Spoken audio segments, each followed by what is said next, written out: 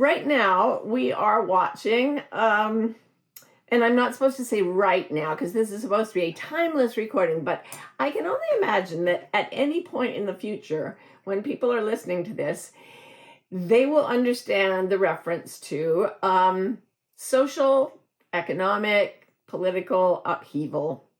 I've spoken about it many times on the Gathering Room because it affects our lives and because it also, I think, has a lot to do with my own spiritual obsessions. So all my life, I've been waiting for a transformation of human consciousness. Didn't know what that would mean. Didn't know what I was talking about. Just knew through every cell of my body that that's why I showed up on the planet. And that's why I stayed on the planet at times when I wanted to get off. Was this transformation of consciousness. And I always thought that maybe it would be a gentle and beautiful awakening where just a whole bunch of people would experience essentially what the Buddha experienced at his enlightenment. And we'd all go, oh, maybe we should stop killing each other and share resources. I guess in some universes it might happen that way.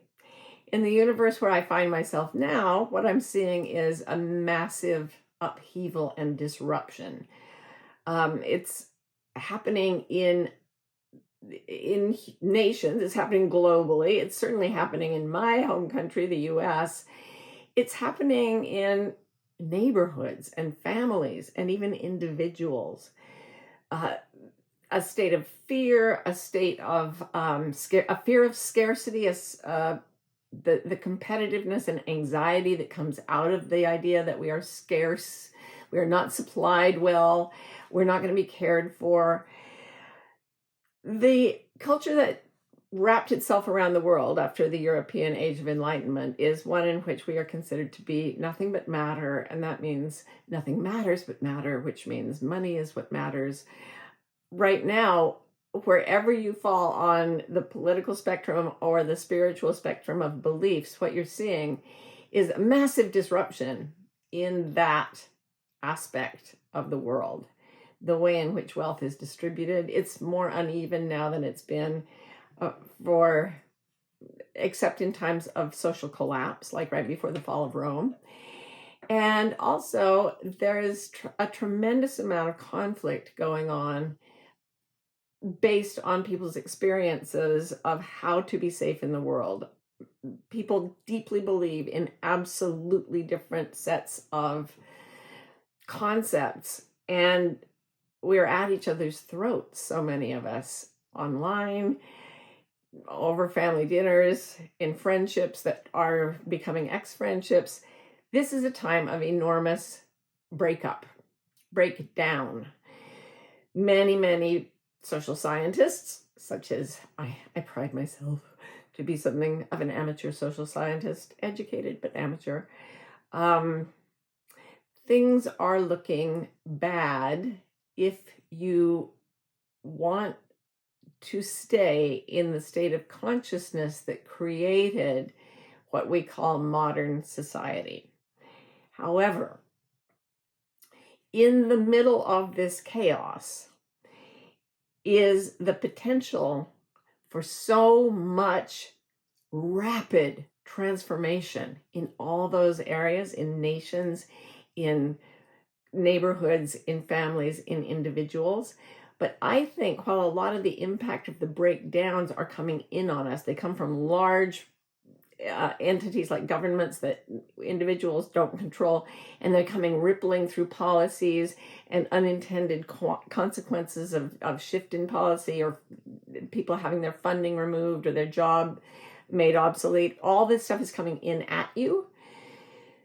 The good news is that as a breakdown comes in at you, a breakthrough can come up and into you. It comes from the marrow of your bones. It shifts the way you see the experience you're having right now, here, today, wherever you're watching this. So in a minute, I'm going to do one of our visualizations that will help us all in this moment go from whatever breakdown we're experiencing to a breakthrough into something much sweeter and calmer and more reassuring and relaxing than, for example, the news. We're going to do that in a minute. But first, I want to talk about one of the pivot points of science in our time. And, when I first encountered it in the 1980s, I was saying to people, for 50 years we've known this. Freaks me out that now I can honestly say for over 100 years we have known this. It was in 1923 that someone first conducted the double-slit experiment. Now, I want to tell you a metaphor based on the double-slit experiment, but that means I have to tell you about the double-slit experiment, which blows a lot of people's minds, and it should. But I have a point. So here's how they did it. They took a panel of, solid matter, and they put 2 slits in it, and then they put a sort of film behind it so that it could capture electrons as they were fired through the slits. So what happened is they put this little machine together, and they started firing electrons out of a little machine into the film in back of the 2 slits. And just as you'd expect, the electrons went through one slit or the other, and they created 2 parallel lines. After they'd shot hundreds and hundreds of electrons, what you got is like if you shot a paintball at 2 slits, and it would go through and it would hit the wall behind it. Okay, now that's what happened when they were measuring and looking at what was happening in the experiment. But when no one was observing the machine as it shot the electrons through the 2 slits, something completely different happened. So now imagine that you've got a piece of plastic or something with 2 slits in it, and you put it in the sink and you let water slosh through it. What happens is that the water goes through the 2 slits, but then it rejoins itself on the other side. And so it makes ripple patterns. And indeed, what they saw when no one was observing these electrons being fired through the 2 slits was that they created on the film at the back of the machine a wave pattern, just like water would make if you poured it through 2 slits. This was inconceivable. It meant that the electrons were going through the slits as matter when they were being watched, basically. But when they were not being watched, the electrons were acting like a fluid. They were just a wave potential. They were pure energy. There was nothing solid about them at all. They were fluid. Okay, so here's a visualization I want you all to do. Think about anything that's going on in your life where you have 2 apparent choices, or, you may have 2 choices to make, or you may have 2 ways of looking at what is happening around you. So for example, bring up something to mind that has happened in large scale, global economic politics, or even a disruption in your relationships, an argument with someone. Somebody said something you can't believe they believe that, and you're just not as close to them as before. There's disruption. And you're standing next to a wall, and there are 2 doors in the wall. And if you go through one of the doors, what you see is a world where everything is breaking down. Not only are governments and economies and policies shifting in a way that is really, really dramatic, more than we've ever seen in my lifetime. And also, people's interior life is being more tugged around. No one knows exactly what's true anymore. People believe what they see on the internet, but what they see on the internet is funneled toward them based on what they already believe. So people's realities are separating more from each other. The people who are encountering evidence that disproves what they thought the world was. Like for me, one of the things I'm realizing is I'm grieving my imagined country, the place I thought I lived. It wasn't exactly like this, and I have to grieve that it isn't. So that's a breakdown, and it can hurt in your heart. It can hurt in your wallet. It can hurt anywhere. It's painful. There's another door, and through this door, what you see is a hum of living, moving, joyful, wild with love consciousness playing in matter. It's playing in the cells of your body. It's playing in the discussions with your family. It's playing with your pets. It's playing with people who are going through catastrophic upheavals. It's loving people as they're grieving. It's supporting them and saying, it'll be okay. I'm with you. We'll find a way. This is going to be an adventure. You'll be all right. It is full of magic, this world. It is full of connections with people that you've known all your life, even though the two of you have never met. It is filled with gatherings like this one, golden filaments of energy, just connecting people all over the world to support those who are in pain, to smooth the path for those who are changing, to hold those who have lost. And it is nothing but beautiful. And in that world, there is no death. There is only sometimes playing in form and then leaving form, and then playing in form and then leaving form. So there's no fear, and there's no decrepitude, and there's nothing except joy, love, beauty, all the things that we all crave. Now, what you're being told is that reality is the door of breakdown. But that's what we actually see around us. I read a lot online where people are like, just buckle in and deal with the fact that this is what's happening. This is it. It's bad. You've got to just take this on the chin. And they have a lot of physical evidence that that's true. So I go through that door. Can't go through that door and the wonderful, fluffy consciousness door. Maybe when you're dead, you can. No. No. You don't have to wait until you're dead. This is what I want you to do.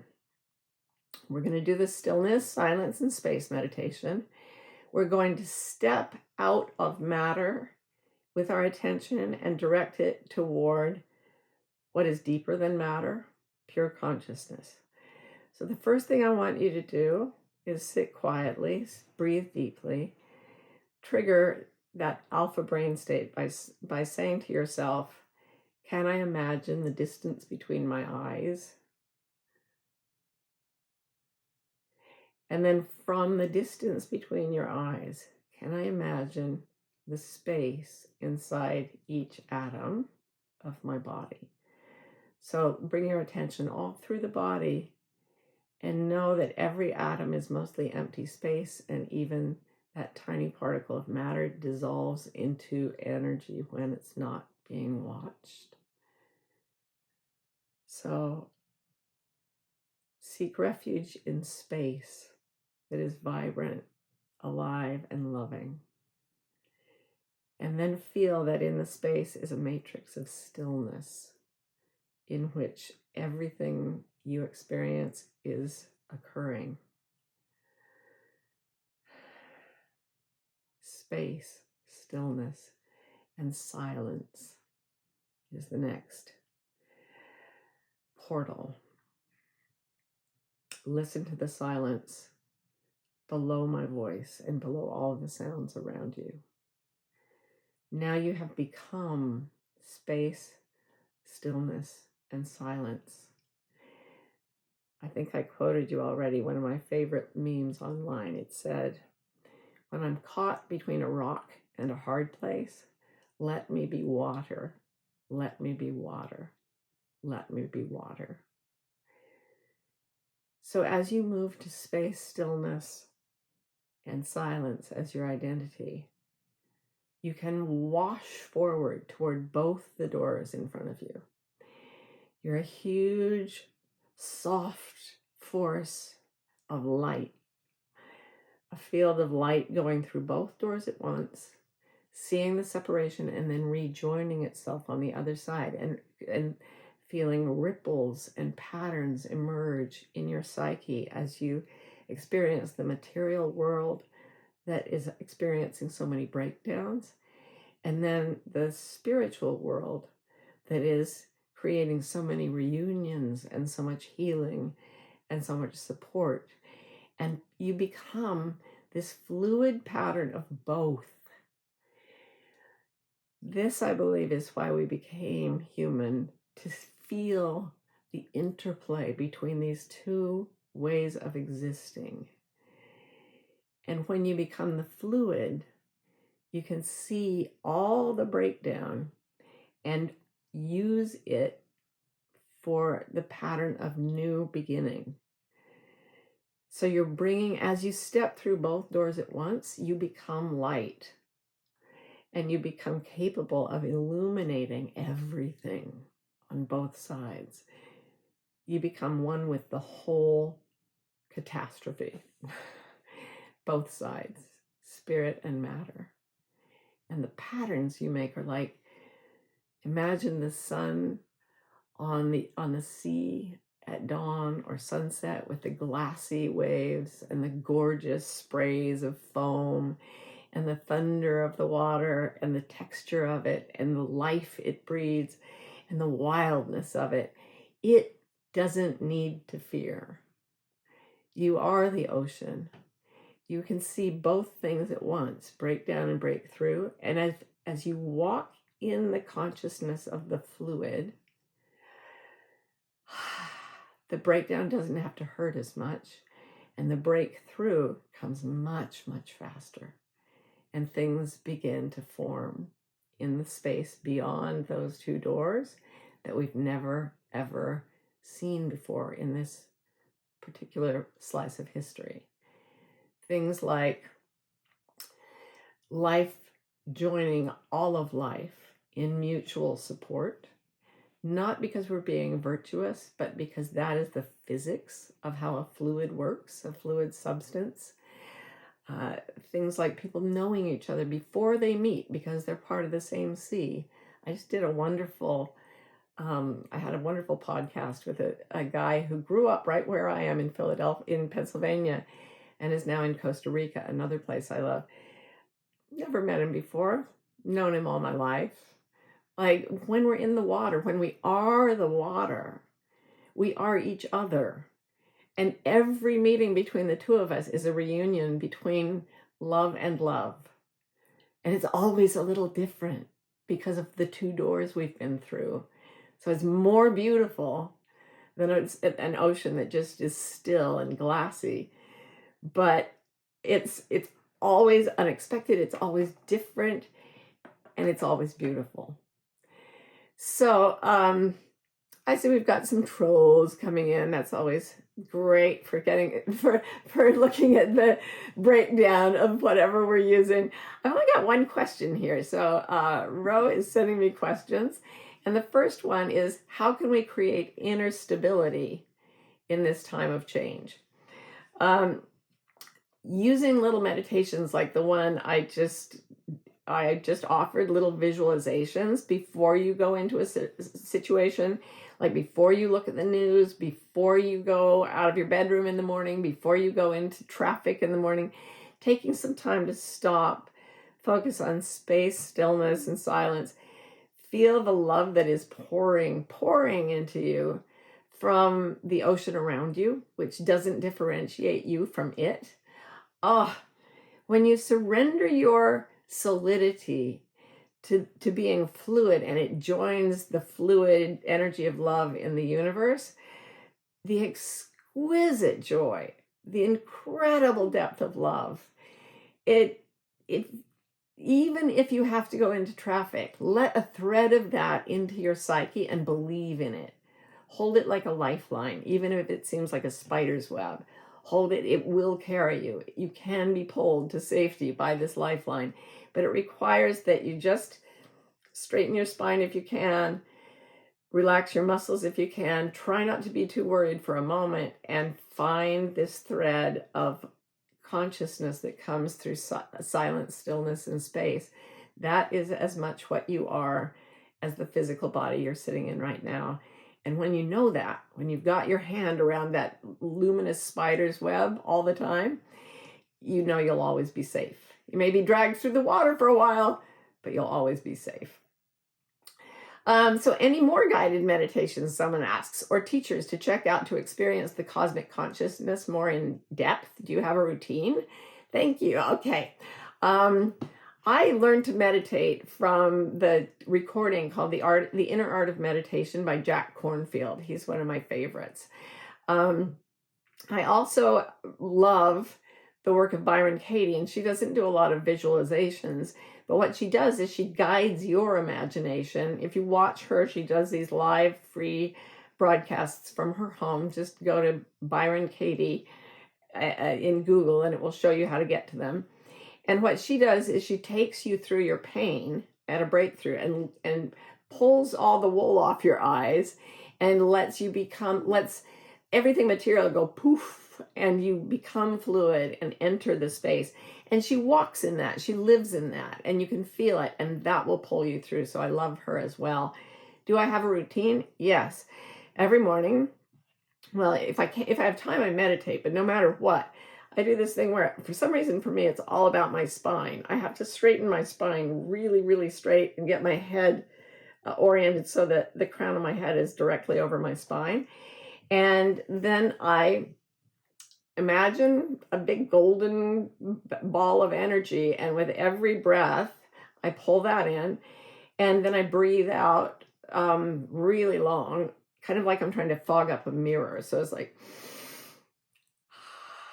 and the out breath can last for like a minute and a half.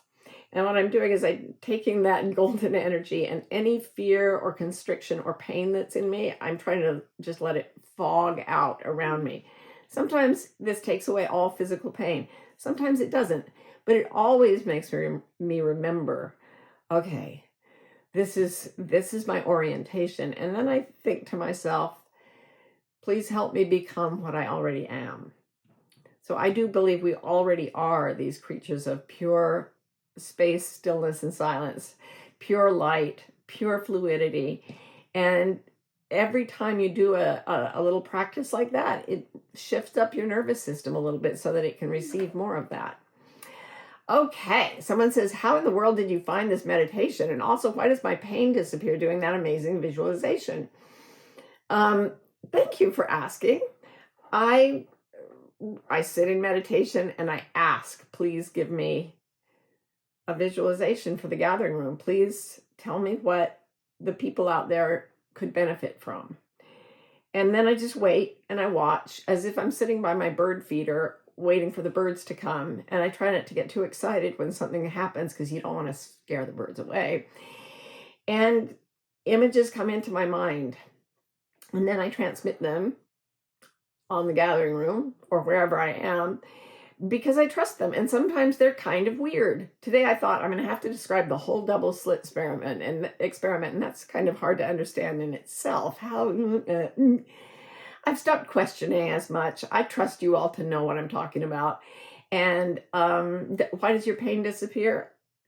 My pain disappears too when I do that. And I do believe it's because our bodies are very sensitive instruments that detect whether we are living in pure alignment with what we know at every level of meaning making.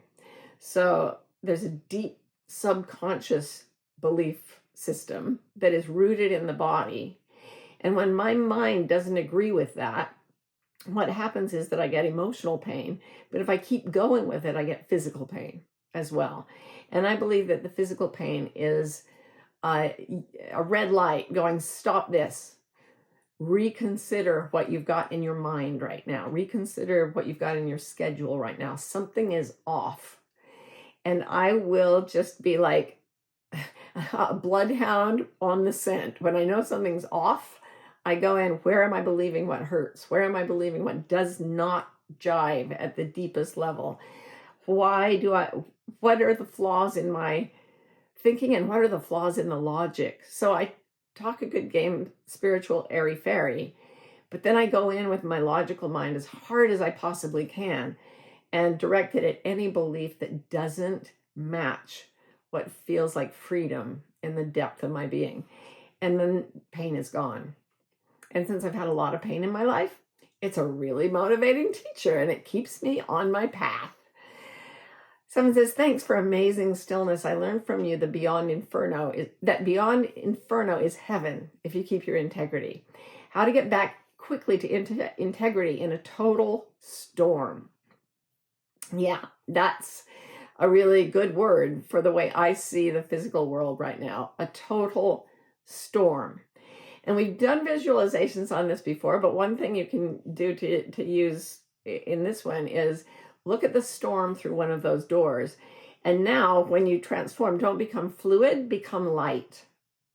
And what you're going to do is, you say it's a storm at sea, you go through one door, it's pure consciousness, it's pure love, it's pure beauty, but you go through the other one as light, and you light the storm. Like the water becomes illuminated, the stars come out. There are people with lighthouses all the way along the shore. There are people shining lights from boats. There's bioluminescence sparkling from under the sea. There's all this light, and you are it. And the storm can't hurt you. You're light. It can't hurt you.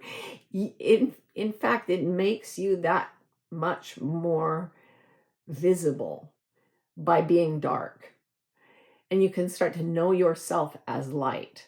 There's this art installment I saw once, and it was just an artist had made a black box that had a vacuum in it, and that's all it was. It was just pure black.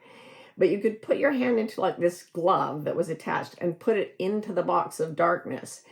And when you did that, your hand would be shown in brilliant, brilliant light, because there's a very strong light shining down. But until you broke into the darkness and had something for it to reflect off, the light was not visible. So for light to know itself as light, sometimes it enters the darkness and it puts matter in the place of space. And that matter goes, boom, lit up by the light of consciousness. And that is, that's a good way to imagine finding your integrity again in the storm. That all that jeweled chaos is safe for you because you are light. Okay, can you speak about the part of us that channels pure consciousness? Is it the ego? No. I notice this part of me trying to calm and care for my parts and trying to do love, but not always getting it right. That is so sweet. That is the most adorable thing about humans. The most gorgeous thing about us is that even when we're scared, we try to calm and care for anyone who is frightened. But when we do that from a place of feeling little and in a state of scarcity ourselves, it drains us. And I've spent years relating to people that way, relating to animals that way, relating to freaking inert objects that way. So yeah, it's not the ego. The ego, if any part of you says, I have got this, I can do it, it's my job, sweetheart, that's ego. And feel how it drains you and smile at it and say, you adorable, sweet, well-meaning ego, I love you. You are so great. And your draining performative love actually isn't needed. So what I'd like you to do is pull that energy back into you and use it like a blanket to warm yourself up. The others are all being cared for. The other parts of you, the other parts of the world, by self, capital S, which you don't have to strive to become because you already are it always. It is caring for all the parts, including every facet of your ego.